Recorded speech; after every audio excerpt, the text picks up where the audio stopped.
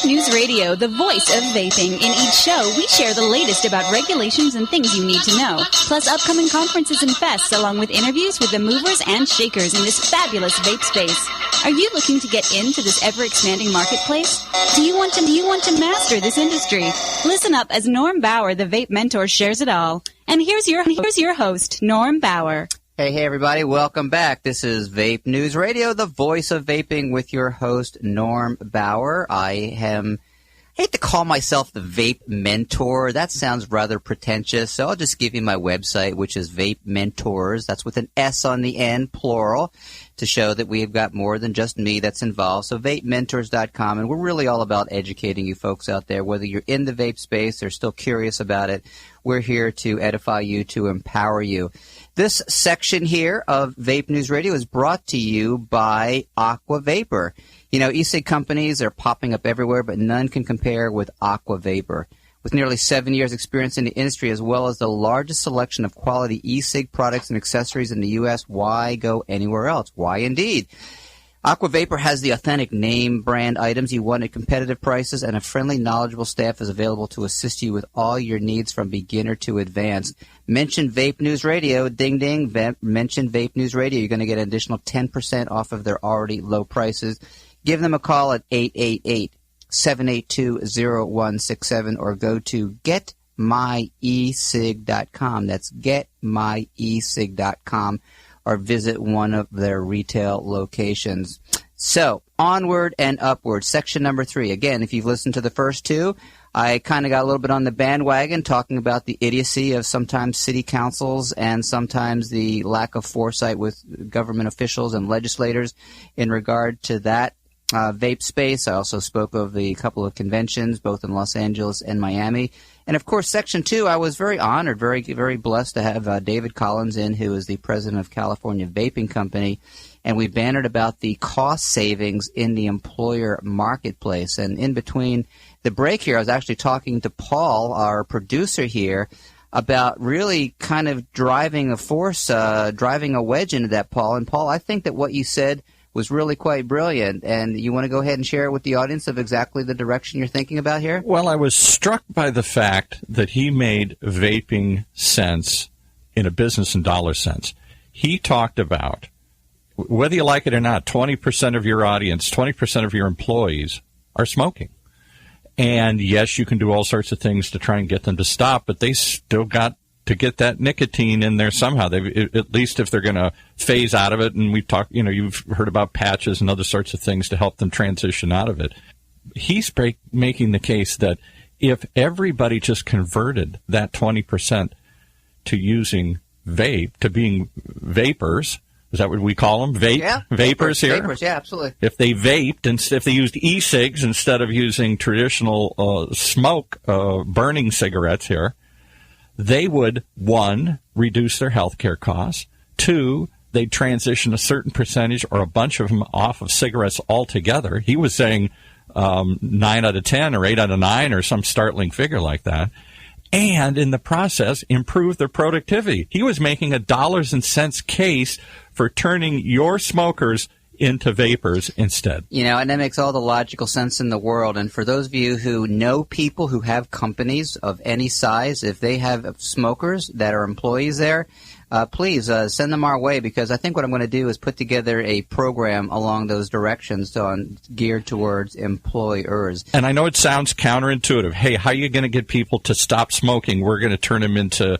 vapors instead. Well, isn't that still delivering the nicotine to them, but in a different way? Heck yes, because they're not going to break that addiction any other way. You've got to ease them out. And at least if they might transition out of cigarettes altogether, or they might stick with vaping, which removes all the health hazards of that secondhand smoke for your employees and the smoke for the employees themselves. I'm turning into a real fan and advocate of vaping, aren't I, Paul? You are. I couldn't believe that. I thought, that makes so much sense. Yeah. And I can see going into a company and saying, hey, I've got a way to cut your health care costs by reducing your smoking population, cutting it down 90%. How? Get them to use e-cigs instead. I know it sounds crazy, but let me walk you through this.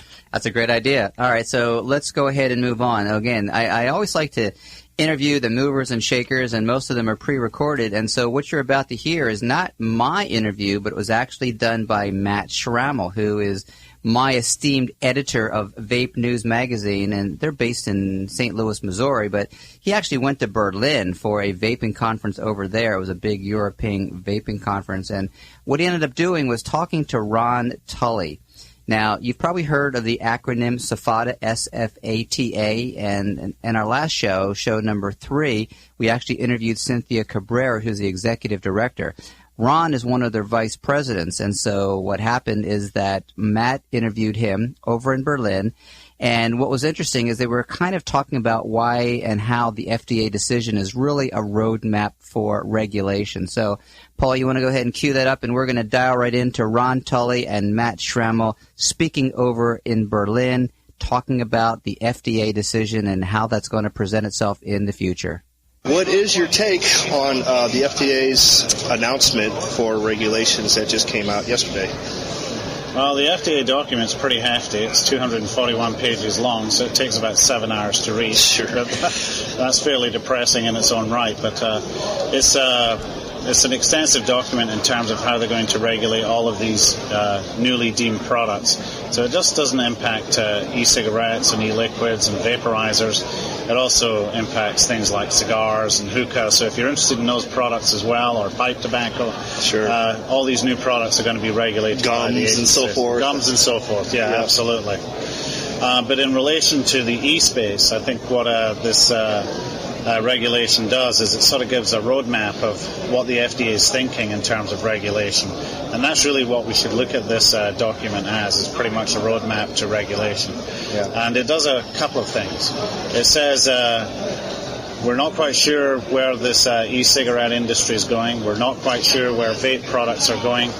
As an agency, we have some concerns about the potential safety of these products, but on the other side, we want to be open-minded about the potential for these products in terms of possible cessation or in terms of possible harm reduction. So given that, we're willing to listen to the industry and consumers about what their views are in terms of how our thinking on regulation is going to go. But essentially, they're saying we're not going to regulate you until these deeming regulations become final, and that process may well take a year or even more. Right. And then they're saying if you register your products with us within 24 months, then we'll allow you to continue to be on the market until such time as we make a determination that these products are legal for sale. So don't expect your flavored products to disappear. Don't expect your favorite e-cigarette to disappear, and don't expect your favorite vaporizer to disappear, because that's not what these regulations are about. So the agency's pretty much set out its table in terms of how it wants to look at regulation of these products. And I think from a consumer perspective, it's sort of positive because you're not going to see your local vape shop close down, your products come off the market, and in fact I think you're going to see a lot more innovation continuing to take place. The challenge is going to be when the regulations actually come into play, because the agency is going to request that manufacturers, and even if that's a retailer who mixes their own e-liquid, is doing that in their own store, they're going to have to register. All manufacturers are going to have to register. You're going to have to register the nature of your product, the brand, where the product is made, the ingredients that go into your products, and then ultimately you're going to have to do testing on those products so that the agency is satisfied that these products are sufficiently safe for consumers to consume. So you're going to have to test to what they define as their hazardous, potentially hazardous list of constituents. But there are two pathways to get that registration done. One is called a substantial equivalence application, and the other one is called a pre-market tobacco application. Now, I think Mitch Zeller, who heads the Center for Tobacco Products, has already said on various radio programs that he thinks it's going to be hard for manufacturers to register under the substantial equivalence application process. And the reason for that is there's something known as a grandfather date in the legislation, which basically says if you didn't have a product on the market prior to February the 15th, 2007, then you don't have what's known as a predicate. Sure. And if you don't have a predicate for the product that you're planning to sell or do sell, then you're going to have to take a different pathway to register your product. And that other pathway is called a pre-market tobacco application, sometimes called a new product application. Yep. And that new product application sets out a whole series of requirements that have been issued in a guidance note that FDA put out a couple of years ago that basically says you have to undertake a series of different studies on your product.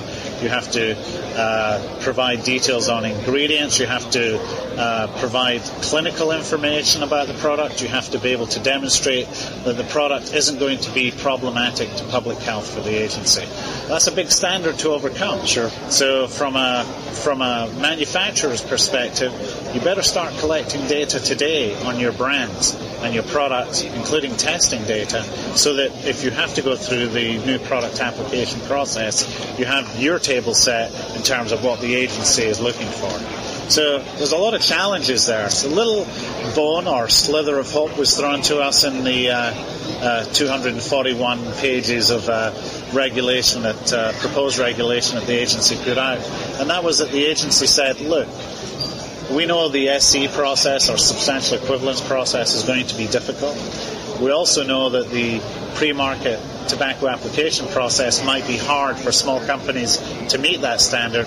So we want industries and stakeholders' best thoughts on maybe an accelerated process for pre-market tobacco application, or maybe a different type of regulatory process that might help keep these products on the market. So those are the types of things I think that industry needs to be worried about. But from a consumer perspective, you're still going to be able to get the products that you enjoy.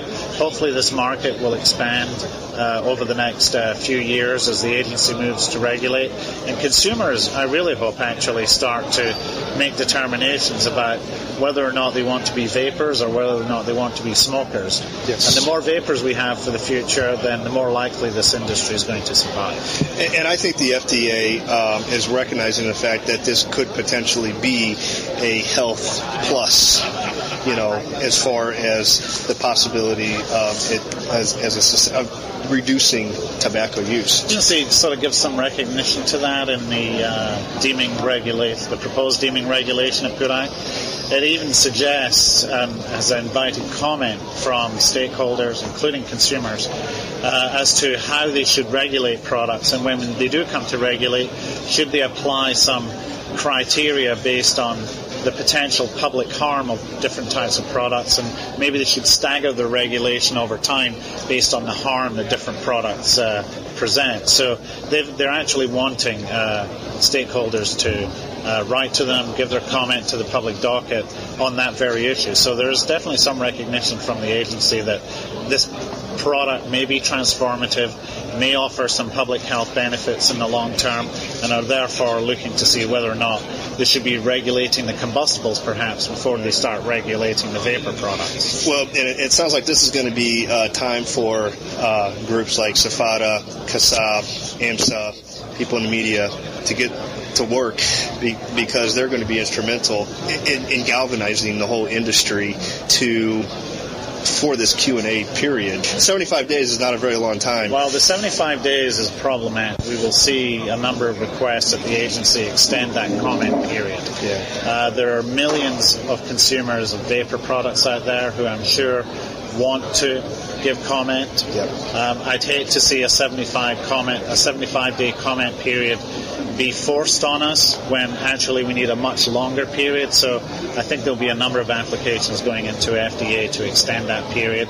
I would hope that they would extend it out to about 6 months, because there are a lot of issues and a lot of products that are being impacted here. There are a lot of groups, both from the public health community and from consumers and from industry and retail, who I think want to comment on these regulations and the different facets of it. Oh, and the agency has asked us a lot of questions about the way in which they intend to regulate, so I actually see that comment period being more extensive than the 75 days.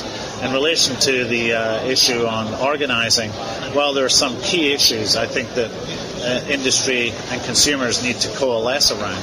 And most particularly, it's this grandfathering date. because this artificial date of February the 15th, 2007 is so arbitrary and somewhat capricious that it really forces us into making applications and forcing us down a regulatory structure that really isn't suitable for these products. Because how can you base a 2007 date on products that were evolved 7 years later? So what I would like to see is consumers, retailers, and industry really focusing very, very significantly on moving this 2007 date. The agency feels that it doesn't have the statutory authority to change that date. They feel they are constrained because that's the date that Congress set. Well, the way to change that is to ask Congress to change the date. Certainly your members of Congress have the ability to do that. It doesn't take very much to write a new requirement into law that says move that date to a different effective date. So I think for consumers out there and retailers and industry, we really need to try and work together to get that date changed. If there's one thing that would fundamentally change the direction of these deeming regulations and the registration requirements and sometimes very onerous requirements that are going to be put on this industry, it would be changing that date. Of all of the things that are out there, let's get that date changed. And that's what I think we need to rally around. Let me move a little bit to where, the fact of the matter is there's multiple, niche industries in this overall industry. And of course, you got the big tobacco players like, Blue, and then you also have the convenience store retail kind of market. Then you also have your sort of millennial first-time entrepreneurs, mom and pop shops. You got your e-liquid companies. And then you also have the people that create, the more advanced electronic cigarettes, the mechanical devices and the drippable and the rebuildable antibodies. So out of the big tobacco, out of the convenient retail space, out of the brick and mortar retail shop, and out of the mods, in your opinion, if you don't mind, taking each one of those, how do you think the regulation is going to affect each one of those? Well, the agency takes a fairly inclusive approach. It defines a tobacco product by a very limited set of criteria. It basically says a tobacco product is a tobacco product if it contains any tobacco-derived components or tobacco-derived nicotine. So if you fall within that sphere, then you're going to be treated as a tobacco product. Well, that may suggest that your vaporizer isn't a tobacco product because it hasn't got any nicotine in it. But they also added the caveat that said if you are a component of those products and the use of the material is integral with the device, then the device is going to be regulated. So it really doesn't matter if you are, as a consumer, using a rebuildable or you're using a mod, or it doesn't matter what you're using, a Cigalike product or an Ego product or one of the larger buildable vaporizers. If you're putting any sort of tobacco-derived nicotine on that device, then that device is going to be a regulated device. The only thing that isn't going to be regulated is a little carrying case you carry around it. So a fairly exhaustive set of regulations in terms of how they're looking at this. And it's, to some extent, it's somewhat ludicrous because you may use your device with no nicotine. You may have a no-nicotine liquid, and you have a device that can be used with that no-nicotine liquid, but that device could also be used with a liquid that contains nicotine. Just saw one that has a micro USB port. You can charge your cell phone with them and stuff. And actually, in my magazine, I have a deal that's connected via Bluetooth. I guess my real question about those four kind of industries is how do you think that impacts them financially as far as, let's just say, your mom and pop vape store? Vape store. Well, I think any company that's making an e-liquid is going to have to look towards dealing with registration. It doesn't matter if you're a Johnson Creek or if you're Johnson's Vape Store in Johnsonville, Kansas. You're going to be dealing with FDA regulation, and you're going to be dealing with it as equally and on an equal cost basis as one of the larger liquid producers. So you're going to have to deal with that. You're going to have to deal with the bottling, the labeling, the disclosures, the testing. So irrespective of scale, those companies are going to have to deal with it. So if the cost of registration and the cost of doing all of the work on the analytics is $100,000 a year for one company, it's going to be $100,000 a year for the other company. And to some extent, the agency doesn't take consideration to that, although they do recognize that there is a disproportionate impact on small business, and they have asked and are actively seeking comment on the small business impact in relation to some of the regulatory burdens that will come down the line. So it's really important that the smaller business community make clear to the agency what this is going to do to their store, what this is going to do to their investment in that store, and what this is going to do to their employees in that store. Because I think the agency does have a capability to apply different regulatory standards to different sizes of industry, or to phase these regulations for different size of companies over a longer period of time. So why should a large e-liquid producer be subject to the same standard as a very, very small e-liquid producer? So there is a possibility, and I think it's incumbent on the small retailer to make clear to the industry that they need relief in this area. They need relief on the regulation, or they need relief on the timing of the regulation. So it's actually an important point. And through groups like the Smoke-Free Alternative Trade Association, I think we now have about 100 retail members. I understand there's something between 6,000 to 10,000 vape stores out there. We'd like to see those vape stores be members of our trade association, because we're actually up there from a constituency perspective trying to represent the retail vape community. That's by far our largest membership base. Absolutely. And we recognize that for this industry to be vibrant, we need that sort of competition at the localized level. Really, for this industry to be vibrant, we don't want vaping products being forced through tobacco distribution channels. We want that diversity in distribution that allows for a wide range of consumer choice, both in relation to devices and in relation to liquids. So we want to see open vapor systems like tank systems stay on the market as long as possible and as available to consumers as possible. So it was great to see that FDA is not going to ban internet sales. So consumers ought to be able to shop those products where they need to buy them, whether it's at the brick and mortar store at the local level, whether it's on the internet. And if they want to go buy it at a tobacco outlet and get their product there, then great. But we ought to have that diversity. So it's really important the small business community work through their trade organizations, particularly, I hope, through groups like SFATA, so that their voice is heard. Because if you think about it, if we have 10,000 vape stores across the country, and we have a certain number of members of Congress, I suspect today there is at least one or two vape stores in every constituency of every member of Congress. That is a vocal voice, an economic voice that Congress needs to hear. Well, that is an economic voice that the FDA needs to hear. But there is no National Trade Representative Association specifically focused on the retail community, other than what SFATA is doing. And we've gone out of our way to make clear to members of Congress that by far our biggest audience is the vape store, is a retail vape store. I know that a lot of our funding comes from other types of companies, but the fact is we're out there representing as open and commercially diverse marketplace as we possibly can. We're not advocating for closed systems over open systems. We're saying all systems are good because that's good for consumer choice. But getting the vape store community organized is tough, because I don't think we have enough emerging leaders from that community at the state level. SFATA is certainly trying to, through its efforts, to set up state chapters to represent retailers, and we're working currently in Washington State, and I think in Utah and in California and New York to set up SFATA state chapters that would specifically represent and provide a forum for retailers in that state, so that we could not only address the state level issues related to these products, but then feed that support back into the national organization so that we can be much stronger as we try to represent what needs to be done on these deeming regulations over the next year and beyond that, because we certainly need some changes in the way in which these regulations are being written.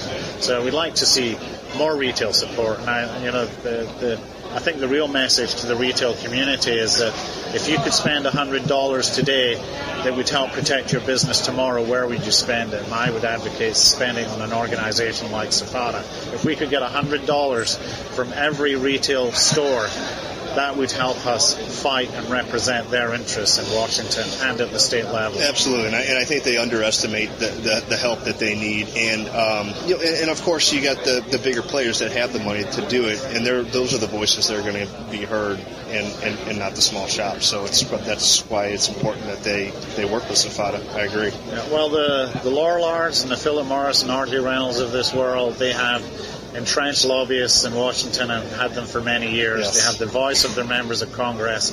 I think we need to catch the ear of our members of Congress from a constituency level. So we need the vape stores to be active, just as we need consumers to be active.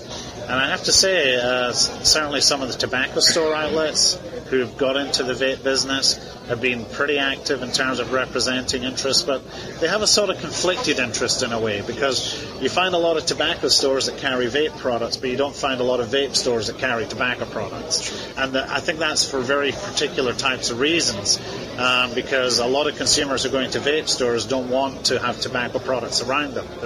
They're much more interested in the vaping experience and making that purchase in that type of store. So we have distinct communities, so I think we need some degree of separation between what the tobacco retailers are doing versus what the vape retailers need to be doing. And I would hope that we can see a much broader and more active constituency representation at the vape retail level. We certainly need it. Well, I think this is going to be an interesting time, and I think things are going to be changing rapidly now, because I think a lot of people have been waiting for this, and at least maybe we don't know all the details, but I think now that we have a little more definite timeline, I think people are going to be making a lot more changes in this industry. And I think it's going to be interesting for all of us to watch and to see what happens and down the road. And unless you have anything more to add, I'm going to let you get back to it. I appreciate the opportunity to talk to you. I just finish off by saying, look, the agency set its roadmap as to where its thinking is. It's also given us an opportunity to comment on a lot of things. So its road isn't straight. I think it's, to some extent, it's willing to go in a slightly different direction, particularly in relation to the vape products. There is a comment process. We need to take advantage of that comment process. There is a process we can do in terms of inform and engage with members of Congress. We need to be doing that. So we need a much more cohesive strategy in terms of what our message is, both on behalf of the consumer in terms of their use of these products and their enjoyment of these products, but also on behalf of the retail community in terms of the economics of what this product means and the service the retail stores provide to their customers. So it's really important that we sort of fix on looking at these 241 pages of regulation or proposed regulation and tear them down into what's important for our industry, and actually go out there and make representations both to the agency and to members of Congress to fix what's wrong in them and make it right. All right, ladies and gentlemen, that was Ron Tully, who's one of the vice presidents of SFATA, and he was interviewed, of course, by Matt Schrammel, our editor of Vape News Magazine in Berlin. Went a little bit long, but I think it's really, really good, valuable content. And again, what he's describing is, as he calls it, a roadmap for regulation. So again, this is Vape News Radio, the voice of vaping. And again, this is show number 4. If you want to make a note, new shows will be posted the second and fourth Monday of the month. And starting with the next show, we are going to give away a 1-year subscription to either Vape News Magazine or a free copy of my book, Vapreneur, for a question of the week. So do you have a question? I get questions all the time through my VapeMentors.com site, but we want questions specifically coming in from the radio. So that about wraps up this particular show. Again, it's June. Have yourself a great week or a great weekend or whenever it is you're listening to the show. And we'll be back with show number 5 in just a few weeks. Again, Norm Bauer with VapeMentors, the voice of vaping. Y'all be good out there.